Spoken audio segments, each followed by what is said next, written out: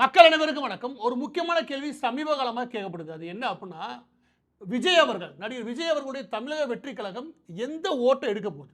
எப்படியும் அதிமுகவுக்கும், திமுகவுக்கும், நாம் தமிழர் கட்சிகளுக்கு இதுகளுக்கு போன ஓட்டு இருக்கு இல்லையா? இதுலருந்து ஒரு குறிப்பிட்ட பெர்சன்டேஜ் தான் அவருக்கு போயாகும். அப்ப எந்த ஓட்ட அவர் எடுக்க போறாரு? இப்ப இருக்கக்கூடிய சூழல்ல இந்த கேள்வி மிகவும் முக்கியமானது. ஏன் அப்புட்ன்னா, எஸ்ஐஆர்ல சும்மா போலி வாக்காளர்கள், ரிப்பீட்டா இருக்கக்கூடிய வாக்காளர்களுடைய எண்ணிக்கைய ஃபுல்லா நீக்கியிருக்காங்க. அதுல சுமார் 97 லட்சம் வாக்காளர்கள் நீக்கப்பட்டிருக்காங்க. இதற்கு கவலை தெரிவிக்கக்கூடிய ஒரே கும்பல் திமுக தான். அப்பவே நமக்கு புரிஞ்சுக்க முடியும் திமுக காரன் எல்லா பக்கமும் உட்கார்ந்துகிட்டு எப்படி இல்லாத ஓட்ட கூட தன் பக்கத்துக்கு கொண்டு வரக்கூடிய வேலைகள் பார்ப்பாங்கன்றது ஊரறிஞ்ச ஒரு ரகசியம். இதை பத்தி நம்ம சொல்ல வேண்டிய அவசியம் கிடையாது. எனவே இந்த விவகாரத்தை பொறுத்தவரைக்கும் விடுபட்ட வாக்காளர்களை சேர்க்கிறதுல அதிமுக மற்ற கட்சிகள் ஈடுபட்டாலுமே கூட இதுல கவலை தெரிவிக்கிற ஒரே கட்சி திமுக தான். எனக்கு தெரிஞ்சு இந்த எஸ்ஐஆர்ல 97 லட்சம் வாக்காளர் நீக்கியிருக்காங்களே, இதன் மூலமா ஒரு பெரிய தாக்கம் எந்த கட்சியினோட ஓட்டு வங்கியில் இருக்கும் அப்படின்னு என்ன கேட்டீங்கன்னா திமுகவாக இருக்க முடியும். இந்த நிலைமையில விஜய் அவர்கள் எவ்வளவு ஓட்டு வங்கி யார் யார்கிட்ட எடுப்பா? இந்த கேள்வி மிக முக்கியமானது. திமுக போன முறை சுமார் திமுக கூட்டணி சுமார் 45% ஓட்டு வாங்குறாங்க. இந்த மாதிரி என்டிஏ அதிமுக தலைமையிலான கூட்டணி தமிழகத்தில் சுமார் 39.71 40% ஓட்டு வாங்குறான்னு வச்சுக்கோங்க. இதை தாண்டி நாம் தமிழர் கட்சி ஒரு 8% ஓட்டு வாங்கியிருக்காங்க. இந்த ஓட்டுல இருந்து எவ்வளவு பகுதி அவர் பிரிச்சு எடுத்துட்டு போறாரு? இந்த ஓட்டோட தன்மை என்ன?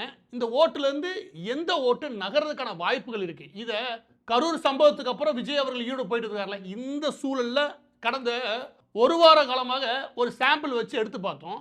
இதுல கிடைக்கக்கூடிய தகவல்களை அதை தான் இந்த வீடியோல பகிர்ந்து கொள்ள விரும்புகிறோம்.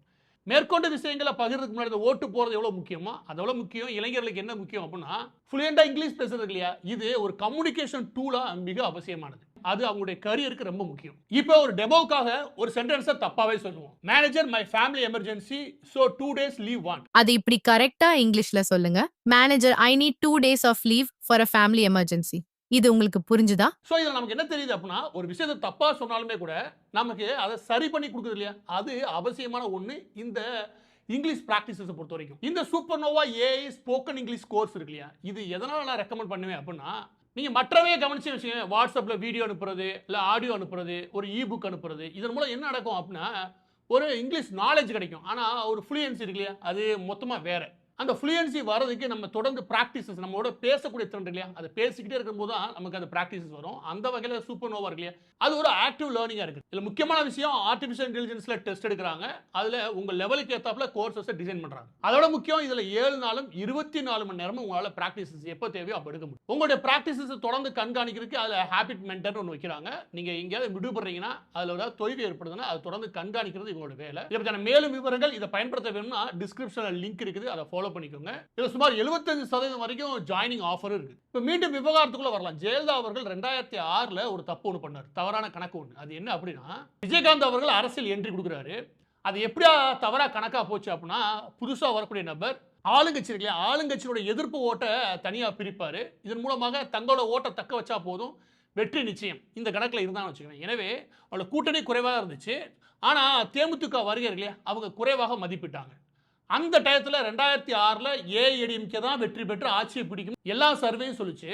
ஆனால் முடிவு எப்படியா இருந்துச்சு அப்படின்னா, ஒரு மைனாரிட்டி கவர்மெண்ட்டை சுமார் 96 இடங்களில் வெற்றி பெற்று கூட்டணி கட்சிகள்லாம் சேர்த்துக்கிட்டு கருணாநிதி அவர்கள் ஆட்சி அமைச்சார். அந்த தேர்தலில் ஆளும் கட்சிக்கு எதிரான ஒரு ஓட்டு மணலில் இருக்கு இல்லையா, 5 வருஷம் ஆண்டிருக்காங்க, அவருக்கு எதிரான ஓட்டு, அந்த ஓட்டு எல்லாமே செதறும் நினைச்சாங்க. ஆனால் வித்தியாசமாக என்ன நடந்துச்சு அப்படின்னா, விஜயகாந்த் அவர்கள் வருகையில் இந்த நடுநிலையாளர்கள் ஓட்டுக்காக அவருக்கு ரசிகர் பட்டாலும் பெருசுலாம் சொல்ல முடியாது. ஆனால் இந்த நடுநிலையாளர்கள் மத்தியில் விஜயகாந்த் அவர்களுக்கு ஒரு நல்ல பேர் இருந்துச்சு. கருணாநிதி அவர்களை பிடிக்காத, திமுகவை பிடிக்காத, அதிமுகவுக்கு பெரிய பட்டெல்லாம் கிடையாது. ஆனால் இவங்க மேலே இருக்கக்கூடிய ஒரு வெறுப்பு இருக்கு இல்லையா, அதன் காரணமாக ஒரு நடுநிலையாளர் ஓட்டு பெரிய லெவலில் அதிமுக பக்கம் போயிருந்துச்சு. ஆனால் அந்த ஓட்டு தேர்தல் நேரத்தில், அது ஒரு சாஃப்ட் ஹிந்துத்துவா ஓட்டு கூட சொல்லலாம், அந்த ஓட்டு தேர்தல் நேரத்தில் விஜயகாந்த் பக்கம் நகர்ந்துருச்சு.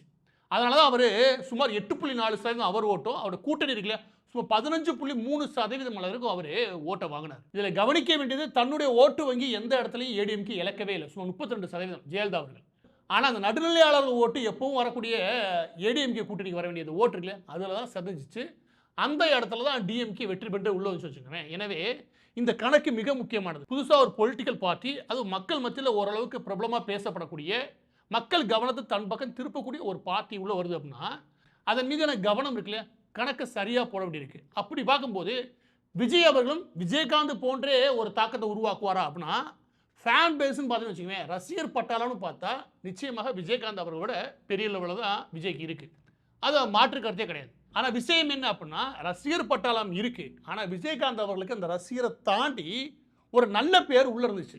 அதுதான் மிக முக்கியமானது. எனவே விஜயகாந்த் அவர்களை ஒப்பிட்டு ரசிகர் பட்டாளம் அடிப்படையில ரசிகர் ஃபேன் பேஸ் இருக்குல்ல, அதன் அடிப்படையில மட்டுமே விஜயகாந்த் அவர்களை குறைச்சு மதிப்பிட முடியாது. ஏன்னா அவர் நடிச்ச படங்களை தாண்டி அவர் ரசிகர்ன்றதை தாண்டி அவர் பொதுமக்கள் எப்படி பேர் வாங்கியிருந்தாருன்னா அவர் நல்ல மனுஷன், திறமையான மனிதர், அந்த நடிகர் சங்கம் இருக்கு இல்லையா அதெல்லாம் கடல்ல இருந்து மீட்டாரு அப்படின்னு ஒரு நிர்வாகத்திறன்ல நல்ல பேர் வாங்கியிருந்தார். அதுலயும் மிக முக்கியமாக விஜய் அவர்களுக்கு இப்ப பிற நடிகர்கள் இப்ப ரஜினிகாந்த் அவர்களாகட்டும் இல்ல அஜித் ஆகட்டும் இல்லாட்டி சூர்யா இந்த ஃபேன்ஸ் மத்தியில் ஒரு எதிர்ப்பு இருக்குது. ஆனா விஜயகாந்துக்கு அந்த இடத்துல அது எதிர்ப்பு கிடையவே கிடையாது. இதுல இன்னொரு பிளஸ் விஜயகாந்த் அவர்களுக்கு இருக்கு. சுமார் 45 வயதுக்கு மேற்பட்டவர் இருக்காங்களே அவங்க மத்தியிலையும் அவர் பேர் வாங்கியிருந்தார். ஆனா விஜய் அவர்களுக்கு இப்ப இருக்கிற ஓட்டு வங்கின்னு பார்த்தோம்னு வச்சுக்கோங்க, நம்ம எடுக்கும்போது சுமார் 35 வயதுக்கு உட்பட்ட இருக்காங்களே இவங்க மத்தியில தான் கொஞ்சம் பரவலாக அடர்த்தியா இருக்கு. 35 வயதுக்கு மேல போக போக வேகமா குறையுது. அது 40 தாண்டிடுச்சுன்னா சுத்தமா குறையுது. எனவே 35க்கு கீழே தான் ஒரு அடர்த்தியான ஓட்டு அவர் வச்சிருக்காரு. ஒரு சாலிடா இருக்கக்கூடிய ஓட்டு வங்கின்றது அதுதான் இருக்குது. அப்போ அவங்களாம் போய் அவங்களுடைய பெற்றோர்கள்ட்ட சொல்லி ஓட்டை திருப்புவாங்க அப்படின்னா அது எவ்வளவு தூரத்துக்கு சாத்தியன்றது தேர்தல் முடிவு தான் தரும். ஆனா இப்போ நாம எடுத்த சர்வேல ஒரு விஷயம் பளிச்சுன்னு தெரியுது. அது என்ன அப்படின்னா விஜய் அவர்களுக்கு எங்கே ஓட்டு இருக்குன்னு அவங்க நம்புறாங்க. அவங்க எடுத்த சர்வே என்ன சொல்லுது, நமக்கு சர்வே என்ன மாதிரி விஷயங்கள் சொல்லுது அப்படின்னு கேட்டீங்கன்னா மிக முக்கியமாக இந்த 35 வயதுக்கு உட்பட்டவர்களால இதுல எந்த ஓட்டு வங்கி பலமா இருக்கு அப்படின்னா பட்டியலின சமூக மக்களுடைய ஓட்டு வங்கி தான் பலமா இருக்கு. பட்டியலின சமூகத்துல அதுவும் 35 வயதுக்கு உட்பட்டவர்களால இவங்க மத்தியில் ஒரு பெரிய தாக்கத்தை உருவாக்கி இருக்காரு. நிச்சயமாக அந்த ஓட்டு வங்கியின் மீது ஒரு பெரிய ஈர்ப்பை உருவாக்கி இருக்காரு. ஆனா இந்த ஓட்டு பெரும்பாலும் போன எலெக்ஷன்ல அதுக்கு முந்தின எலெக்ஷன்ல எப்படியா இருந்துச்சு அப்படின்னா சில இடங்களில் நாம் தமிழர் கட்சின்னு இருக்குது. ஆனா பெரும்பாலான இடங்கள்ல என்னவா இருக்கு அப்படின்னா பாரம்பரியமா திமுகவோட ஓட்டா இருக்குது. அதாவது திராவிட சித்தாந்தம் இல்ல பெரியாரிய கொள்கைகள் இப்படி எதையோ பேசி அந்த ஓட்டை ஒரு ஃபைட்டர் ஓட்டாவே மாற்றி வச்சிருக்கான்னு வச்சுக்கோங்க. அது எப்பவுமே களத்தில் ஃபயராகவே இருக்குது. அந்த மாதிரி ஓட்டு இருக்கு இல்லையா அந்த ஓட்டு பாரம்பரியமா திமுகவுக்கு விழுந்த ஓட்டு. எனவே பட்டியல் சமூக மக்கள் மத்தியில் ஏற்படுத்தக்கூடிய தாக்கம் விஜய் அவர்களுடைய தாக்கம்ன்றது நேரடியாக திமுகவுடைய ஓட்டு வங்கியின் மீது கையை வைக்கும். இது நிச்சயம் உறுதியாக சொல்ல முடியும். இது தமிழகத்தில் சுமார் 21% ஓட்டு. இப்போ இந்த 21% ஓட்டில் சும்மா 14லேருந்து 15% நெருக்கி திமுகவோட கூட்டணி சாலிடா வாங்குறாங்க. அந்த 15% பெரிய அடி கொடுத்தாருன்னு வச்சுக்கோங்க. 5லேருந்து 6% வரைக்கும் விஜய் அவர்கள் கொடுக்கறதுக்கான வாய்ப்புகள் உண்டு. அப்படி கொடுத்தாருன்னா பெரிய பாதிப்பை திமுக கூட்டணி எதிர்கொள்ளும். இரண்டாவது என்ன அப்படின்னா கிறிஸ்தவ மக்களுடைய ஓட்டு. கிறிஸ்தவ மக்களுடைய ஓட்டுன்றது சுமார் 9% அளவு இருக்குது. அந்த ஓட்டு இதுக்குள்ளேயும் வருது. எது பட்டியல சமூக மக்களுடைய பெரும்பாலான ஓட்டும் இதுக்குள்ளேயும் வருது அதுக்குள்ளேயும் வருது வச்சுக்கோங்க. எனவே இது ஒரு மிக்ஸ்டாக இருக்குது. ஆனால் 9 சொல்ல முடியாது. ஏன்னா கன்வெர்ட் ஆகி கிறிஸ்தவர்களாக மாறினதுக்கப்புறம் ஸ்டில் அந்த சர்டிஃபிகேட் இல்லையா அதில் தொடர்ந்து இந்துவாகவே இருக்கக்கூடிய நபர்களாக இருக்காங்க. எனவே இது சுமார் 12-13% வரைக்கும் போகுது. இந்த ஓட்டு மத்தியில் என்ன ஒரு குணம் இருக்கு அப்படின்னா விஜய் அவர்கள் கிறிஸ்தவர் தன்னுடைய மதத்தை சார்ந்தவர் அப்படின்னு ஒரு சாஃப்டான அவர் மீது ஒரு எண்ணம் இருக்கு. அவங்களுக்கு விருப்பமும் இருக்குன்னு வச்சுக்கோங்க. அது எப்படி முழுமையாக ஓட்டா மாறப்போன்ற கதை வேறன்னு வச்சுக்கோங்க. ஆனால் அவர் தொடர்ந்து கவனிக்கிறாங்க, அவர் விரும்பவும் செய்கிறாங்க. அவர் மீது எந்த வெறுப்பும் கிடையாது, அவர் விரும்பவும் செய்கிறாங்க. எனவே வரக்கூடிய பிரச்சாரங்கள் எப்படி கட்டமைக்க போறாரோ அதை பொறுத்தது எப்படி நகர போறன்றது. இப்போ நெல்லை போய் எம்.கே. ஸ்டாலின் அவர் கிறிஸ்துமஸ் கொண்டாடிட்டு வந்திருக்காரு. அவர் பேசும்போது வழக்கம் போல கிறிஸ்தவர்கள் ஓட்டை தன் பக்கம் கொண்டு வரதுக்கு முயற்சி பண்றாரு. ஏன்னா மிகப்பெரிய பலம் ஒவ்வொரு முறையும் திமுக நம்புது இந்த சுமார் 10லேருந்து 11% ஓட்டு நம்மளுடைய ஓட்டு. இந்த ஓட்டை சாலிடா அதில் ஏற்கனவே 9% ஓட்டு கன்ஃபார்மாக திமுக ஓட்டுன்னு வச்சுக்கோங்க. ஏன்னா எல்லாமே சேர்த்து வச்சு நீ அடிக்கடி அவர் சொல்லுவார் தென்னிந்திய கிறிஸ்தவ சபை சிஎஸ்ஐ இருக்கு இல்லையா இவங்களால தான் எங்களுடைய ஆட்சி அமைஞ்சிச்சு, அவங்களுக்கான ஆட்சி தான் இது இப்போ அவர் ஓப்பனாகவே சொல்லுவார். எனவே அந்த ஓட்டு அவங்களுடையது. அந்த ஓட்டுலேயும் பெரிய அளவில் கையை வைக்கிற விஜய் அவர்கள் ஏற்கனவே 5லேருந்து 6% வரைக்கும் கையை வைக்கிறதுக்கான வாய்ப்பு உண்டு. இந்த 2 ஏரியாலேருந்து சுமார் 10% அளவிற்கு ஓட்டு பிரித்து எடுத்தார்னா திமுக பலத்தை அடி வாங்கும். ஏன்னா எல்லா காலமும் இந்த ஓட்டு வங்கி தனக்கானதாக வச்சிருந்துச்சு. எனவே ஒரு பெரிய தாக்கத்தை சுமார் 10% அளவிற்கு ஒரு பெரிய தாக்கத்தை இந்த 2 பகுதிகளில் மட்டும் திமுக எதிர்கொள்ளும். இதுக்கப்புறம் இருக்கிறது இஸ்லாமியர்கள். ஏன் நம்ம பொதுவாக சிறுபான்மையினர் எடுக்கல அப்படின்னா ஏன்னா கிறிஸ்தவர்கள் வேற மாதிரியும் இஸ்லாமியர்கள் வேற மாதிரியான முடிவுகள் வச்சிருக்காங்க. ஒட்டு மொத்தமாக சிறுபான்மையினர் வைக்க முடியாது. இஸ்லாமியர்களை பொறுத்த வரைக்கும் தமிழகம் முழுவதும் இருக்கக்கூடிய ஜமாத்துகள் என்ன முடிவு எடுக்கிறாங்களோ அந்த ஜமாத்துகளோட முடிவுக்கு சாலிடாக உள்ள போகுது. அது யாருக்கு ஓட்டு போடணும்னு அந்த ஜமாத்து முடிவு பண்ணுறாங்க, அந்த லோக்கல் தலைவர்கள் முடிவு பண்ணுறாங்களே அவங்க என்ன முடிவு பண்ணுறாங்களோ அதை நோக்கி நகருது. அந்த வகையில் பார்த்தீங்கன்னா தமிழகம் முழுவதுடைய ஜமாத்துகளை ஓரளவுக்கு நல்லாவே கவனித்து வச்சிருக்குது, தன் பாக்கெட்லேயே வச்சிருக்கு திமுக பெரும்பாலும். எனவே இந்த 6% இஸ்லாமிய ஓட்டு 6% இருக்குன்னு வச்சுக்கோங்க. அந்த 6% பெரிய லெவலில் திமுகவுக்கு போறதுக்கு வாய்ப்பு உண்டு. இதுல ஒரு பெரிய தாக்கத்தை விஜயால் ஏற்படுத்த முடியல. அதுக்கப்புறம் மிச்சம் இருக்கிறது மாற்றத்தை விரும்புவோர். எல்லா காலமும் திமுக வேணாம், அதிமுக வேணாம், அதிமுக வேணாம், திமுக வேணாம், வேறையா ஒருத்தர் மாத்தி போடணும்பா. இந்த இடத்துல சுமார் 5ல இருந்து 6% ஓட்டு, முக்கியமாக இளைஞர்கள் ஓட்டை நாம் தமிழர் கட்சி வாங்குது.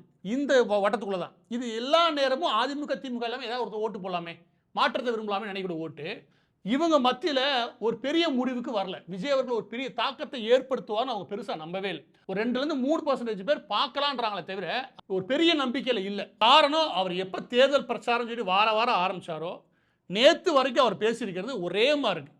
பேட்டர்ன் ஒரே தான். அதனால தான் முதல் வாரம் 2வது வாரங்கள் அவர் பேசும்போது ஏற்படுத்தின தாக்கம் இப்ப இல்ல. அப்பெல்லாம் ஒரு 4 நாள் பேசியிருந்தாங்க. இப்போ ஒரே நாள் அமர்ந்து போகுது. ஏன்னா அவர் ஒன்று தான் பேசுறது, ஒரே பேட்டர்ன் தான் பேசுறாரு. இஷ்யூ பேசல. ஒரு பிரச்சனையை எடுத்தோம் சமூகத்தில், அந்த விவாதத்தை எழுப்பி விடுற அளவுக்கு அவர் எதுவுமே தெளிவாக பேசுறது இல்லை. இது ஒரு பெரிய குறை. இந்த 18% மக்கள் மத்தியில் ஒரு நம்பிக்கை பெறுறதில்ல. நான் தான் மாற்று அப்படின்னு நம்பிக்கை பெறுறதில்ல. அது நான் வீழ்த்துவேன்னு சொன்னாலோ, இல்லை நான் தான் முதலமைச்சர் வேட்பாளர்னு சொன்னாலோ, நான் தான் புதிய கட்சி ஆரம்பித்து வரேன்னு சொன்னாலோ, அதனால் மட்டுமே வந்து வரக்கூடிய ஓட்டு கிடையாது. அந்த மக்கள் மத்தியில் ஒரு நம்பிக்கை உருவாக்கணும். நான் தான் சரியான மாற்றுன்னு. அதில் ரொம்ப வீக்காக இருக்காரு விஜய் அவர்கள். வரக்கூடிய காலங்களில் எப்படி பிரச்சார யுக்திகளை மாற்றுறாரோ அதை பொறுத்தது இந்த ஓட்டுடைய நகர். எனவே விஜய் அவர்களுடைய வருகையாகட்டும், இப்போ போலி வாக்காளர்கள் இல்லை ரிப்பீட்டாக இருக்கக்கூடிய வாக்காளர்கள் இருக்காங்களே, இவங்கெல்லாம் சுமார் 97 லட்சம் வாக்காளர்கள் நீக்கியிருக்காங்களே, இதுவாகட்டும், இந்த ரெண்டுமே பெரிய பாதிப்பை திமுகவுக்கு தான் கொடுக்கணும்னு நம்மளால் புரிஞ்சுக்க முடியுது. இது இந்த டிசம்பர் மாதத்துடையது. அடுத்த சில வாரங்களில் எப்படியான பிரச்சாரங்களை கட்டமைக்கிறார் விஜய் அப்படின்றத பொறுத்தது. இப்போ விஜய் அவர்களும் அடுத்து ஸ்டாலினை தொடர்ந்து சமத்துவ கிறிஸ்துமஸ் பண்டிகை, சமத்துவ தீபாவளி பண்டிகை எவனும் கொண்டாட மாட்டேன், சமத்துவ கிறிஸ்துமஸ் பண்டிகை கிளம்பியிருக்காரு, அவரும் கொண்டாட போறாரு. எனவே அந்த ஓட்டு வங்கியின் மீது ஒரு கவனம் அவருக்கு இருக்கு. கவனம் இருக்குன்னு சொல்ல முடியாது. அவர் பின்னாடி கிறிஸ்தவ சபை இருக்கு இல்லையா, இந்த பண்டிகையை அவரால் எல்லா மக்களுக்கும் கொண்டு போய் சேர்க்க முடியும் அப்படின்னு அவங்க நம்புறாங்க. எனவே பிரபலமா இருக்கிறதுனால சமத்துவ கிறிஸ்துமஸ் பண்டிகை அப்படின்னு சொல்லி எல்லாத்தையும் கொண்டு சேர்த்துலாம் பாருங்க. அதுக்கான முயற்சியில் அவர் இறக்கி விட்டுருக்காங்க. இது நல்ல பலன் அளிக்கும்னு விஜய் நம்புறாரோ இல்லையோ, மற்ற யார் நம்புறாங்களோ இல்லையோ, கிறிஸ்தவ மதமாற்றம் இயக்கங்கள் நல்லாவே நம்புறாங்க. எனவே ஒரு அரசியல்வாதியாக விஜய் அவர்கள் அந்த நிலைப்பாடு எடுக்க தப்புன்னு கிடையாது. ஆனால் ஆப்பு என்னமோ திமுகவுக்கு தான். பதிவோட இறுதியாக இன்னைக்கு நாம பார்த்த super nova AI spoken English course, அதை பற்றின மேலும் விவரங்களை தெரிஞ்சுக்கிறதுக்கு வீடியோட டிஸ்கிரிப்ஷன் லிங்க் இருக்குது. சுமார் 75% வரைக்கும் இதில் ஜாயினிங் ஆஃபர் இருக்கு.